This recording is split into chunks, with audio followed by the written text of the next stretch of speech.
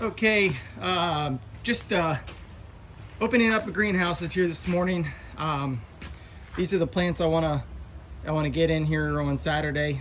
So I'm working the ground up and laying some plastic in a couple houses. I got these are the peppers, the colored pepper plants, and then more red and yellow tomato plants. But I needed to hop over here. I just got done running the chisel on about 2.5 houses that I'm going to lay. And so I just got done doing that, and I wanted to open this flower greenhouse, open the doors up. It's not super sunny today, but it is warm in here, so I want to get some fresh air in here. We are about 3 weeks out on these hanging baskets being ready for Mother's Day.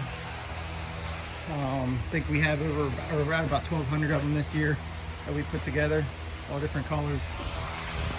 So hopefully they continue going well. So I'm gonna get these doors opened up.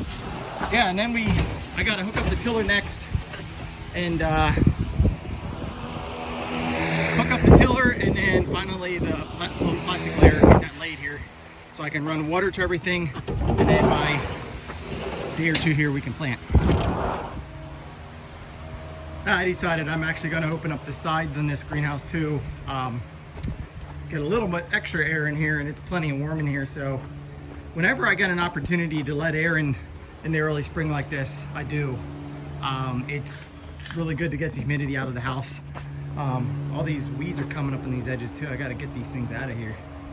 You can tell which side my irrigation line is on. It's on, I mean, basically it's shaded to the one side of the plant, and on every row on this right side you have weeds. Where there's water seeping in there, the weeds come up. You know, on the other side there's hardly any.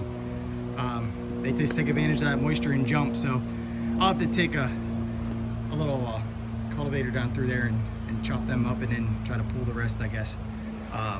So that's before they get too far along. But the plants are looking nice. They really have no competition with the plants. They're a good foot away from them, and they just yeah, they take advantage. All that weed seed comes up when it gets a little moisture. All right, got the sides up about to the height of the plants there, so that'll be nice. The other really important thing about getting air movement in here is tomatoes need their pollen to flow. They need the pollen to float around from one plant to another, and one way of doing that is obviously bees, which hopefully I'll have here next week. But the other way is just to simply have wind blow that around, or some kind of, you know, go up there and shake all the plants, you know, somehow get the pollen to float around. So if we got a little bit of breeze day and it's warm, I always get the sides up. That way that can help get good pollination. It's a super important part of it. Okay, we've got her hooked up. This is the very first time I'm using this tractor to do work on this farm. I am extremely excited to find out how well this is going to work. I have big plans for this tractor. I think it's going to be a super big asset to what I'm trying to do here, and a big help. One being, it'll get closer to my edges when I'm doing these greenhouses. I've been, you know, having a hard time getting right up against the sidewalls and so forth, because I've had to have to use bigger equipment in this, and this is one of the benefits having this little narrow Kabota here that is low hours, and so I'm going to be able to use it for many years. So we got this tiller hooked up here. I do got to level off. Hopefully I'm a little bit crooked, so I'm going to level that thing off, make sure it's hooked and ready, and then we are going to put it to work and see how it does. Okay, those blades look nice and level with the tractor. Before I was pretty crooked there the way I had it hooked up, but we leveled it off on the back, and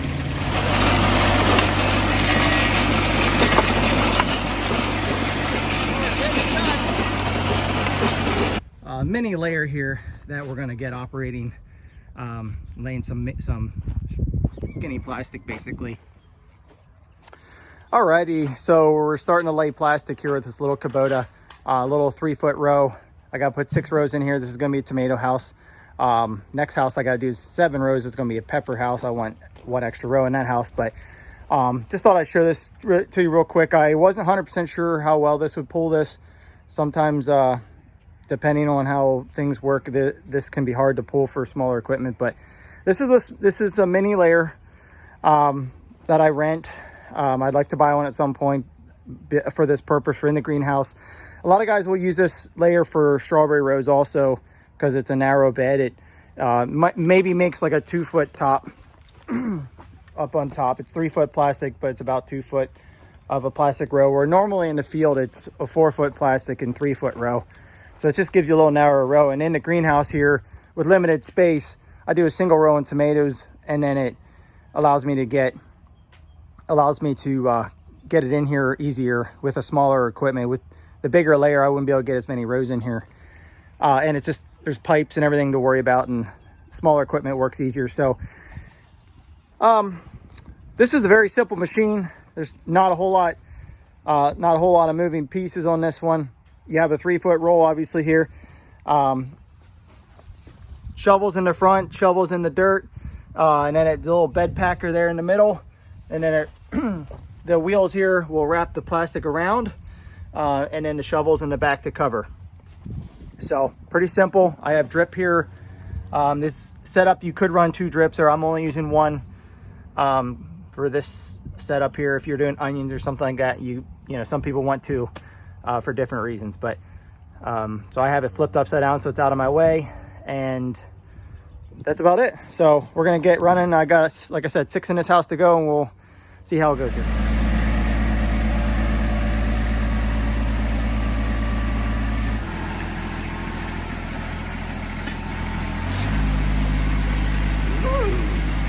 That's nice. That's not nice. Oh, right, continuing on. We had a little problem with the hangers there, so we had to stop and move them all over one section so that we could keep going. But yeah, as soon as we're done with this row, we'll have to move them back. I'm just gonna make sure I got the drip.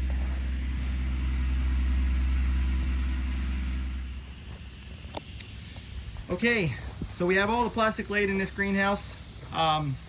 For tomatoes here, we're gonna be planting, I decided I'm gonna wait 2 days here to plant. I'm gonna soak these beds real nice. It's very dry in here, so I'm gonna run a good bit of water in here and soak the beds, which in turn will give me moisture in the beds, but will be too wet to plant. So I'm gonna give it a day to sort of soak in and kind of acclimate a little bit, so I don't have mud. I just have wet soil, and then the next evening, then after that, I will plant. It'll be a very nice bed to plant into.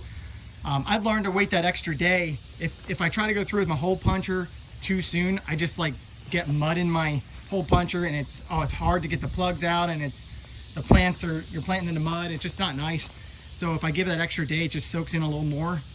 Still moisture in there, but it's not that mud, and it's a lot easier to plant, a lot nicer to work with. So that's the plan. Right now we're watering. You can see right here, I got a little distance between my headline and my plastic here. You can see how the emitters work there. 3 puddles. Every foot, basically, there's a dripper. So you have one right there, and then that one there, and then that one there. And it's that way all the way down through the plastic. So in about an hour or so, those puddles will meet, and then just keeps getting wider and wider and soak that whole bed.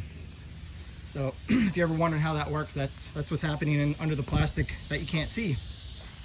So we're gonna have 6 rows in this greenhouse, and gonna, like I said, 2 days we'll have tomatoes started in here and going. So next step for me this afternoon, I gotta work on my next greenhouse and clean out some stuff and get that one prepared to till. The day after we plant these, I gotta lay plastic in 3 more greenhouses to be ready for peppers and other odds and ends and later tomatoes. So that's the next couple days for me.